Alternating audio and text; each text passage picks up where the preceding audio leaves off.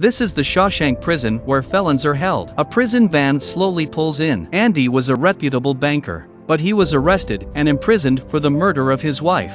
He was sentenced to life in prison. As the car enters, the old birds couldn't hold back their excitement. They all want to teach the new rookies a lesson. From afar, Reed and his friends guessed who would cry first at night. One friend guesses the fat guy in the hat, and Red guessed Andy would cry first. He looks like he's going to fall over when the wind blows. The prisoner comes in and meets the warden first. The warden only believes in rules and the Bible. This is what happens when you don't follow them. Then the prisoner is hosed down with a high-pressure water gun. Then they were sprinkled with dehumidifying powder. Then they were put in their cells naked. They are left with nothing but endless remorse. Many of the new arrivals would have a breakdown at night. After lights out at night, the old birds start to tease the rookies. Under the teasing of one of the old birds, the fat guy broke down. He wanted to go home to his mother. The shouting drew the guards. The guards told the fat guy to shut up, but the fat guy pissed off the guards. He was given a good beating by the guards, and Andy didn't say a word that night. At lunch, they learned that the fat guy was dead, and Andy wanted to know the fat guy's name. The old bird thought Andy was being nosy. He's dead. He's dead. It didn't matter what his name was. Andy understood that there was nothing but indifference in prison. That day he went to meet Red. He heard that Red was a prison know-it-all. He asked him to buy himself a rock hammer. Reed was initially worried that he would use the hammer to break out of prison. But when Reed saw the hammer, he was relieved of his worries. It would take at least 600 years to dig a tunnel with it. He asks Boo to bring the hammer to Andy. Boo is the prison librarian. He skillfully handed Andy the hammer. Andy was initially targeted by the three sisters in the prison for the first 2 years. Every time he put up a fight, sometimes he could get away with it, but sometimes he couldn't. Reed believed that if he continued, this place would destroy Andy. One day the warden had to choose someone to go outside and fix the roof. It was a beautiful job. All of Reed's friends were chosen. On the way to the job, Andy heard a warning that Tom had an inheritance, but there was a big tax to pay. Andy takes a risk and goes up to him. Tom takes Andy to the edge of the building and tosses him off. Andy said he could help Tom with his tax exemption. All he had to do was fill out a form. Tom knew he was a banker, but Andy had one request: 3 beers for each of his friends. Tom agreed. So the day before it was finished, the group of prisoners drank a cold beer. As the sun fell on their shoulders, the fire seemed like a free man who had finished fixing his own roof. And Andy sat in the shade of the beam with a mysterious smile. But he doesn't drink. Reed knew he just wanted to be free again. The day the 3 sisters came after Andy again, Andy put up a fight first, but Andy was caught by them anyway. They beat Andy half to death. Andy spent a month in the hospital. I don't know if it was in return or what. When the 3 sisters returned to their cell, Tom gave the 3 sisters a hard time. He tried to run and was dragged back. The 3 sisters never touched Andy again. Friends know Andy likes to carve. Find stones for him at work, although they often made mistakes. But by the time Andy came back, Andy had collected an endless collection of stones to carve. That day the warden raided, but only Andy's cell was checked. No major violations. Seeing the posters on the wall was not allowed, but the warden thought it was okay to make an exception. Before he left, he returned the book Andy had borrowed, told him that the road to salvation was in it. On the surface, the warden was checking on him. In fact, it was to see if Andy was capable. The warden also needs help. First, he arranged for Andy to help Boo in the library. Since he started managing the books, he had never had an assistant, but he was happy to have company. Suddenly Andy was approached by a prison guard. He wanted to help the boy with an education fund.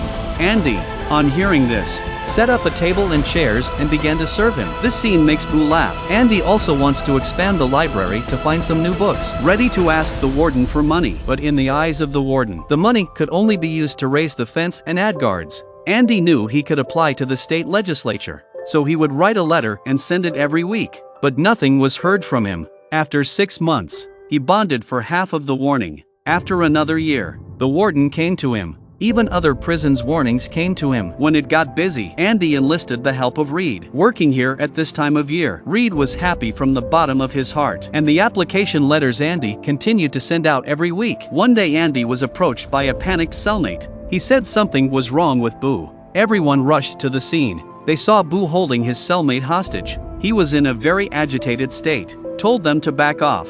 This guy is usually not very gentle. Why is he so violent today? Reed was puzzled. Let's talk about it. And Boo still did not listen to advice. Andy went up to him and advised him that he was your friend. I know you wouldn't hurt a friend. You're a reasonable man. Boo listened and wept. Turns out Boo got parole. He can get out of jail. But what puzzled his friends was, he got out and got free. How could he act like he was crazy? And Reed knew that Boo had no wind. He's been in prison for 50 years. In prison, Boo had a place. When he got out, he was just a prisoner with arthritis in his hands. He'd be turned away from the library to borrow a book. When Boo got out of prison, the outside world was strange to him. When he was a kid, he had only seen one car. Now there are cars everywhere. He was put to work as a packer in a grocery store. He worked very hard. This caused his arthritis to flare up. He was often disliked by the store manager and customers. After work, he would go to the park to feed the pigeons. Nightmares would keep him awake at night. He didn't like it here. It disturbed him. He left the old town of Bray on the wall. He left the world behind. That day, Andy received $200 and a collection of old books from the Weekly Council. They told Andy not to write to them anymore. Andy smiled happily after reading them. He lamented the fact that he had only been writing for 6 years. Now he had to write 2 letters a week. As he was packing up the old books, he came across a record. He put it on immediately. It sounded so beautiful. Then he locked the warning in the bathroom after closing the door, and then turned on the radio station's loudspeaker. A song called Figaro's Wedding swept over the prison. People stopped what they were doing, although they couldn't understand what was being sung. But at this moment their spirit is free, and Andy was lying comfortably on his feet. But the incident angered the warden. Andy was told to open the door. Andy not only did not open it, he turned up the volume. In exchange for this, he was confined for 2 weeks. 2 letters a week made the state legislature understand $200 was not going to make Andy stop writing. They decided to allocate $500 a year to get Andy to stop writing. Andy used the money to expand the library. He also bought a lot of new books for the library. Friends came to help in any way they could. Here the inmates were free to check out. They could even listen to their favorite records. And the warden was always busy putting inmates to work outside. He says he wants the inmates to learn the value of work. But behind the scenes, he was taking bribes. Every dirty dollar was accounted for by Andy. Andy would launder the dirty money through stock bonds. By the time the warden retires, he'll be a millionaire. Reed thought that if he got caught, he'd end up like them. But Andy says he created a fictional person with a birth certificate. He had a driver's license and a social security number. Even if he was caught, he would be fine. Reed was impressed by Andy's talent. One day, a group of inmates arrived at the prison. Tommy was sentenced to 2 years in prison for stealing. He was a cocky Mr. Rock and Roll. The inmates liked Tommy when he first came in. Tommy wants to get his high school diploma for the future. But Andy asked him if he was serious. If you're gonna do it, you gotta do it. You can't quit halfway. But Tommy can't even read. So Andy started teaching Tommy from the basics. Tommy was also very serious. A year later, Tommy's test came. When the time came, Tommy suddenly became irritable.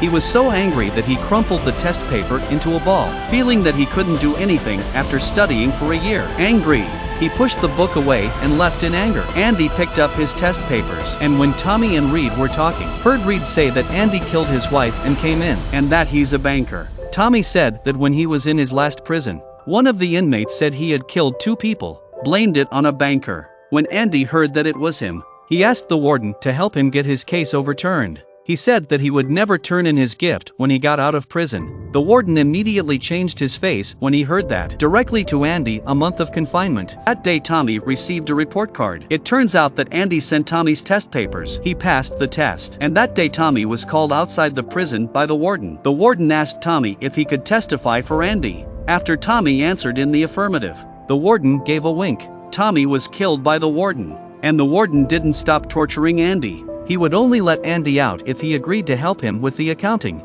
Andy gave in. When he gets out, he finds Red. He told him that he had actually killed his wife. Although he didn't shoot her, he was the one who drove her away from him. She died because of him. Andy redeems himself.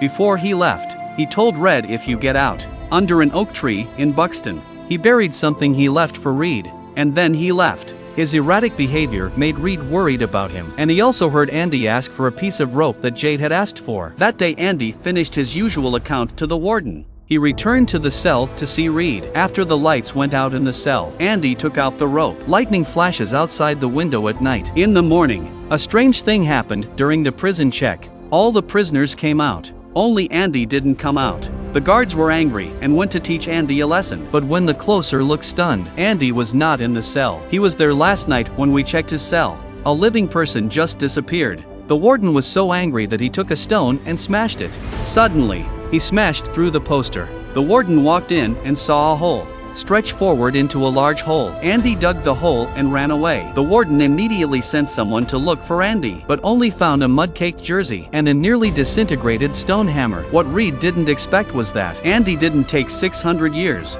It took him less than 20 years to break out of prison. Turns out Andy had a knack for geology. He knew the key to cutting through walls was pressure and time. So Andy started 20 years ago. Andy was happiest carrying his wall to the square after Tommy was killed. Andy decided to leave. Before he left, he switched the warden's billing information, putting on the warden's suit underneath. Put on the warden's shiny leather shoes. When the lights go out in the prison, he packs his bags from the dug tunnel, crawled down the sewer pipe, crawled behind the sewer pipe, followed the sound of thunder and knocked on the pipe, knocked a few times and opened it. Then Andy crawled out with the stench. It was a distance of 500 yards. That's 5 soccer fields long. He climbed out. Then he took off his uniform. He opened his arms and embraced his freedom. Not long after that, a man who had never been seen before walked into the bank, took his $270,000, and took out evidence of the warden's guilt and had it mailed to a reporter. That day, police cars were parked outside Shawshank Prison.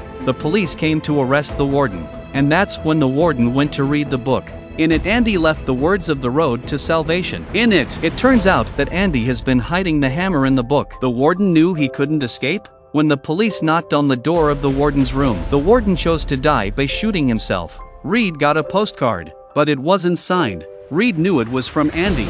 At this moment, Andy is driving a convertible, and Reed didn't know if he'd ever get out. Soon after, Reed was paroled. Reed got out and lived the life of an old rag. Every time he went to the bathroom, he reported it.